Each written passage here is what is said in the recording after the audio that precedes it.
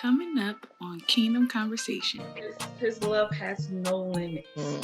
His love has no limits. You know, even if you made your bed in hell, he'd be right Every there. time you made it in hell, slept in it, rolled over, went back in. Have fire blankets and everything. You know, his love, his grace, his mercy is just, I mean, it's overwhelming. And that he saw past my foolishness and my mistakes and my sin. And I thank God that he can see me past all that to see fit to still use me. And he loves us right on beyond knowing all of the shortcomings and all of the things that we haven't done, and knowing these things is going to happen. That is agape love.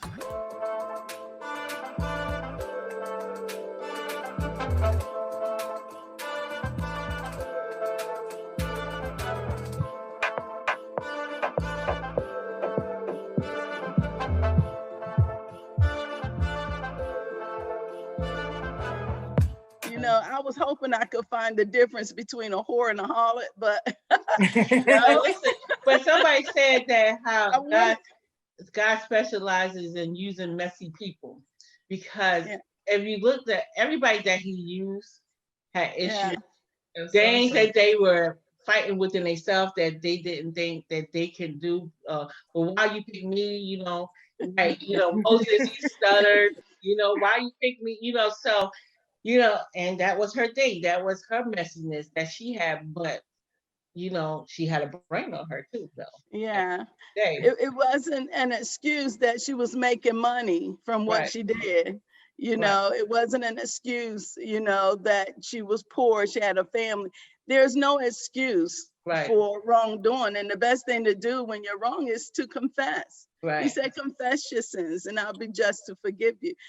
So if we would just confess, if we'll just acknowledge, that we have come short or we've done wrong, then God adopts us or bring us into his family, and that's it's just everything that we're going to discuss just shows the heart of an awesome father, in the midst of everything, it's going to boil down to how awesome he is. Because I think about when I was saved, like I was in a mess. I was a mess, y'all. You have no idea where I come from, but I remember the dark era, and I remember him meeting me right in a very dark time when I was, doing what I wanted to do. So it just also shows the beauty in his sovereignty, that how he chooses whom he wants to, and he uses for his ultimate purpose, like Mom was just saying, for his ultimate purpose. But I thank God for his love, and that he saw past my foolishness and my mistakes and my sin. And I thank God that he can see me past all that to see fit to still use me. Amen. I know that goes for me too. I mean, even after I received Christ, I mean, I have done a lot of things, said a lot of things, did a lot of things, and everything else too. But I do know that God has always been with me, no matter what I did, even in decisions where he told me not to do it, and I went and did it anyway, and he still brought me out of it safely, unharmed, that kind of thing. So, yeah, I'm a true believer of that. Just let you know, his love has no limits. His love has no limits. Even if you made your bed in hell, he'd be right Every time you made it in hell, slept in it, rolled over, went back in. Have fire blankets and everything. His love, his grace, his mercy is just, I mean, it's overwhelming. And I mean, it's just like, God, why? And it's just really, there's just nothing like there's nothing you can say. This was a revelation that God gave me. His love for us is dependent on the fact that he wants to love us. Yes. So that means there is nothing I can say, there's nothing I can do that can make him unlove me. Right. Because his love for me is not predicated on my acts or what I can do for him or how good I am or how well I do this or that. No, he loves me because he wants to love me. It's his choice. I'm the object of his love, and he's choosing to project his love upon me. And so my actions does not determine the amount or the way that he wants to love me. And I'm just so grateful for that, because the Lord knows I'm a hot mess. Yeah. Like my whole thing is like, you think about it, like he died for you. Who else you can say died for you?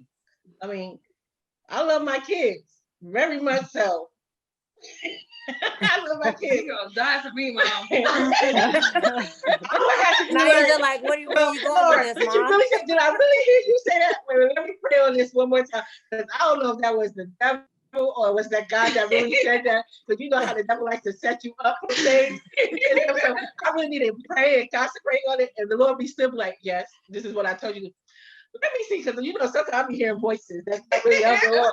So you know, That's that disobedient spirit. I'm telling you. So, but you know, he actually gave up his life for you. So, you know, how can you not say yes to that? You know, I tell you, God is so good. I think the amazing thing for me is that although, you know, you feel like you're doing good, you're dead on it, you're praying, you're giving, you're loving, you're doing all of this, but then he knows 2 years from now, you're going to come up short, or 6 months from now, you're going to fall. And he just letting you just go ahead on with your blissful salvation and all of that, all that worship and praise, because you know that everything is great, knowing that in 3 months, you know, you're gonna fall, or you may lie, or you may, you know, you may do something. I don't know. It's simply because of his wooing and his drawing. He's always making us. He's always building us up. He's always bringing in situations, whether it's sickness, and people have charged God foolishly, and more times than a little in sickness.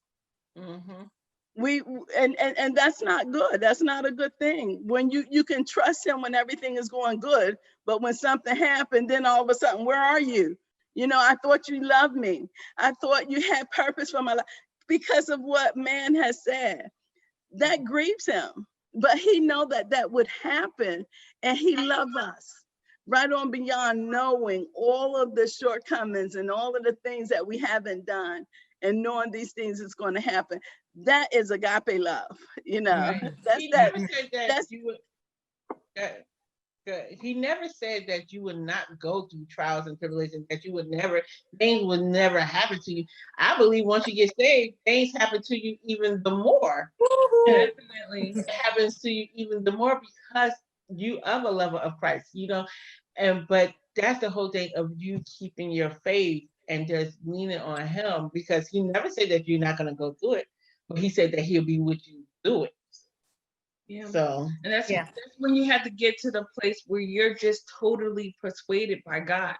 Where you know, whereas when Paul said, there's nothing that could separate me from the love of God. Nothing. Exactly. Life, death, sickness, health, rich, poor. There's nothing that can separate me from the love of God. That shows your maturity too. You know, and even with Jesus, when he taught about, you know, the kingdom, he didn't say that we weren't going to go through things. He said, you know, the kingdom was like, you know, a house built on rocks and one built on the sand.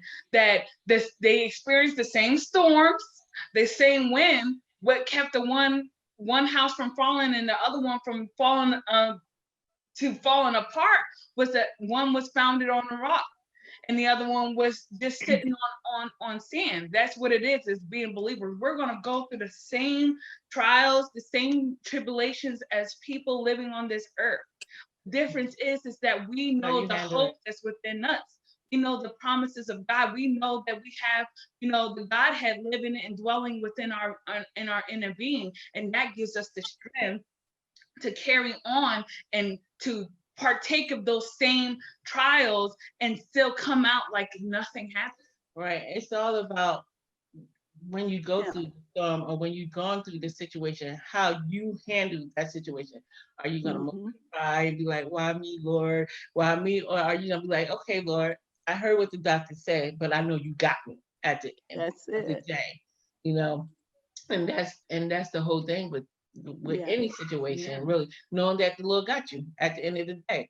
And even in that, even with the trial, even when you are, immature in the spirit, it's through those things that you develop your relationship with God. Right. Because how do you know that God is a healer unless you got sick and he healed you? Right. How do you know he's your provider unless you was broke and you needed him to provide for you? If he didn't make a way, it just wasn't going to happen. How do you know he's going to be your protector if you weren't in a place of danger or, of pressure, and he protected you and aided you out of it? It took those trials. It took those tribulations. It took those hardships for you to develop that relationship with God so you can experience God in new ways, and your intimacy with him becomes deeper even in that. I mean, you thank God for the trials, because without them, you wouldn't know him for who he truly is. You would just know him upon the surface, but it takes going through those things for you to have intimate relationship with God. And I mean, for me, I thank God for all of my hardships, all the things that I've gone through. I always say to my husband, I said, when a pressure or a bad thing comes, guess what? It's training day. Right. Yeah. I know, like, training day. I had rejoice. Right. I Rejoice in trials and tribulations. Just recently, I had, like, how when they say when you look back over your life, how you sing those songs, but then you don't really think about it. You just think, when I look back over my life, but I actually did that. I was like thinking back of like things that I did when I was younger, like before I had kids and stuff, like when I was 17 or 16, and like situations and things that I did. And I was like, and you know how they always say, God is always protecting you, do your walk, and you just don't know how he's protecting you.